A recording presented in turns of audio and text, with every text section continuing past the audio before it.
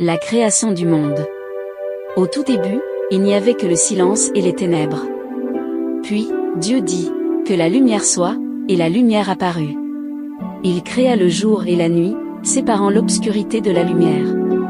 Le lendemain, il sépara le ciel et les eaux. Puis, il fit la terre sèche et la mer, recouvrant la terre de belles prairies, d'arbres majestueux et de fleurs éclatantes. Dieu créa les étoiles pour illuminer la nuit, le soleil pour réchauffer la terre, et la lune pour guider les voyageurs perdus dans l'obscurité. Ensuite, il créa toutes sortes d'animaux pour vivre sur la terre, dans les airs et sous l'eau. Enfin, Dieu créa l'homme et la femme, et il vit que tout ce qu'il avait fait était bon.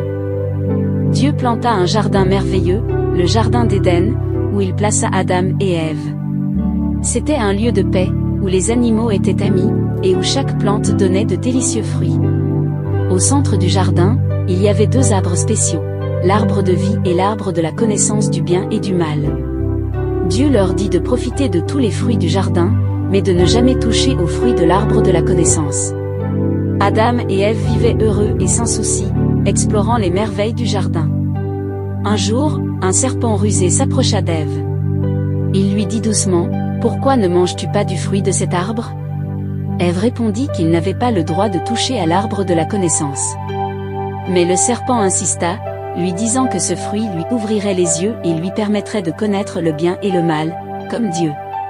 Tentée par ces paroles, Ève prit le fruit et en mangea. Puis, elle en donna à Adam qui en mangea aussi.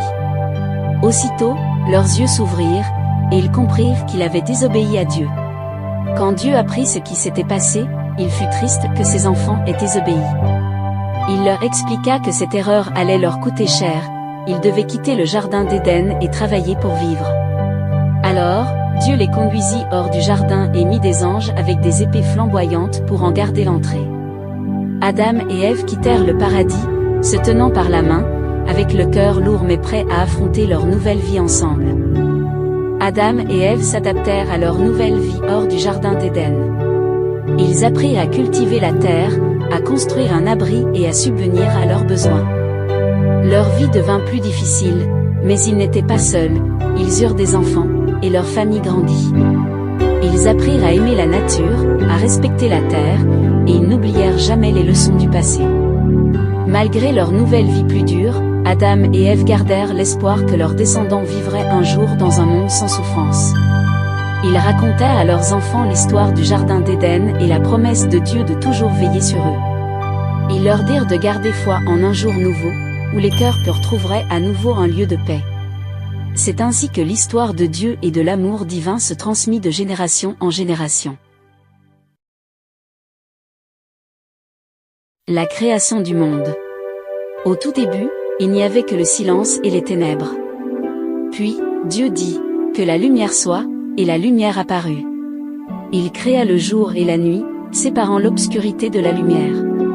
Le lendemain, il sépara le ciel et les eaux. Puis, il fit la terre sèche et la mer, recouvrant la terre de belles prairies, d'arbres majestueux et de fleurs éclatantes. Dieu créa les étoiles pour illuminer la nuit, le soleil pour réchauffer la terre, et la lune pour guider les voyageurs perdus dans l'obscurité. Ensuite, il créa toutes sortes d'animaux pour vivre sur la terre, dans les airs et sous l'eau. Enfin, Dieu créa l'homme et la femme, et il vit que tout ce qu'il avait fait était bon. Dieu planta un jardin merveilleux, le jardin d'Éden, où il plaça Adam et Ève. C'était un lieu de paix, où les animaux étaient amis, et où chaque plante donnait de délicieux fruits. Au centre du jardin, il y avait deux arbres spéciaux, l'arbre de vie et l'arbre de la connaissance du bien et du mal. Dieu leur dit de profiter de tous les fruits du jardin, mais de ne jamais toucher aux fruits de l'arbre de la connaissance. Adam et Ève vivaient heureux et sans souci, explorant les merveilles du jardin. Un jour, un serpent rusé s'approcha d'Ève. Il lui dit doucement, « Pourquoi ne manges-tu pas du fruit de cet arbre ?» Ève répondit qu'il n'avait pas le droit de toucher à l'arbre de la connaissance. Mais le serpent insista, lui disant que ce fruit lui ouvrirait les yeux et lui permettrait de connaître le bien et le mal, comme Dieu. Tentée par ces paroles, Ève prit le fruit et en mangea. Puis, elle en donna à Adam qui en mangea aussi. Aussitôt, leurs yeux s'ouvrirent, et ils comprirent qu'il avait désobéi à Dieu. Quand Dieu apprit ce qui s'était passé, il fut triste que ses enfants aient désobéi. Il leur expliqua que cette erreur allait leur coûter cher, ils devaient quitter le jardin d'Éden et travailler pour vivre. Alors, Dieu les conduisit hors du jardin et mit des anges avec des épées flamboyantes pour en garder l'entrée. Adam et Ève quittèrent le paradis, se tenant par la main, avec le cœur lourd mais prêts à affronter leur nouvelle vie ensemble. Adam et Ève s'adaptèrent à leur nouvelle vie hors du jardin d'Éden. Ils apprirent à cultiver la terre, à construire un abri et à subvenir à leurs besoins. Leur vie devint plus difficile, mais ils n'étaient pas seuls, ils eurent des enfants, et leur famille grandit. Ils apprirent à aimer la nature, à respecter la terre, et ils n'oublièrent jamais les leçons du passé. Malgré leur nouvelle vie plus dure, Adam et Ève gardèrent l'espoir que leurs descendants vivraient un jour dans un monde sans souffrance. Ils racontèrent à leurs enfants l'histoire du jardin d'Éden et la promesse de Dieu de toujours veiller sur eux. Ils leur dirent de garder foi en un jour nouveau, où les cœurs retrouveraient à nouveau un lieu de paix. C'est ainsi que l'histoire de Dieu et de l'amour divin se transmit de génération en génération. La création du monde. Au tout début, il n'y avait que le silence et les ténèbres. Puis, Dieu dit, que la lumière soit, et la lumière apparut. Il créa le jour et la nuit, séparant l'obscurité de la lumière. Le lendemain, il sépara le ciel et les eaux. Puis, il fit la terre sèche et la mer, recouvrant la terre de belles prairies, d'arbres majestueux et de fleurs éclatantes. Dieu créa les étoiles pour illuminer la nuit, le soleil pour réchauffer la terre, et la lune pour guider les voyageurs perdus dans l'obscurité. Ensuite, il créa toutes sortes d'animaux pour vivre sur la terre, dans les airs et sous l'eau. Enfin, Dieu créa l'homme et la femme, et il vit que tout ce qu'il avait fait était bon. Dieu planta un jardin merveilleux, le jardin d'Éden, où il plaça Adam et Ève. C'était un lieu de paix, où les animaux étaient amis, et où chaque plante donnait de délicieux fruits. Au centre du jardin, il y avait deux arbres spéciaux, l'arbre de vie et l'arbre de la connaissance du bien et du mal.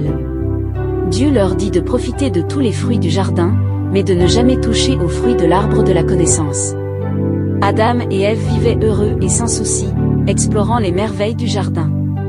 Un jour, un serpent rusé s'approcha d'Ève.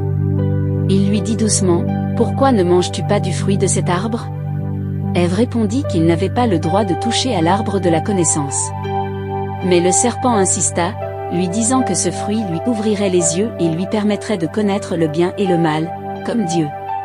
Tentée par ces paroles, Ève prit le fruit et en mangea. Puis, elle en donna à Adam qui en mangea aussi.